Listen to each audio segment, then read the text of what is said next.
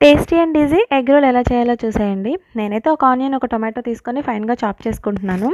మీకు ఇంట్లో వెజ్జెస్ వంటలో ఓపిక ఉంటే మీకు నచ్చిన వెజ్జెస్ ఏవైనా యాడ్ చేసుకోవచ్చు. తర్వాత స్టవ్ ఆన్ చేసుకొని పాన్ పెట్టుకొని కొంచెం ఆయిల్ వేసి కట్ చేసి పెట్టుకున్న ఆనియన్స్ అండ్ టొమాటో వేసుకొని దానికి కొంచెం సాల్ట్ యాడ్ చేసి ఫ్రై అవ్వనివ్వాలి.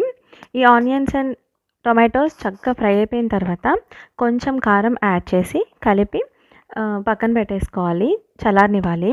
ఈలోపు మనం 2 ఎగ్స్ తీసుకొని వాటికి ఉప్పు, కారం యాడ్ చేసి చక్కగా బీట్ చేసి పక్కన పెట్టుకోవాలి. నెక్స్ట్ పాన్ పెట్టుకొని చపాతీని 2 వైపులా కొంచెం కాలిన తర్వాత ఆల్రెడీ బీట్ చేసి పెట్టుకున్న ఎగ్ మిక్స్చర్ని వేసి 2 వైపులా ఫైన్‌గా కాలిన తర్వాత మనం ఫ్రై చేసుకున్న ఆనియన్స్ అండ్ టొమాటోస్ని మధ్యలో పెట్టి రోల్ చేసేయడమే.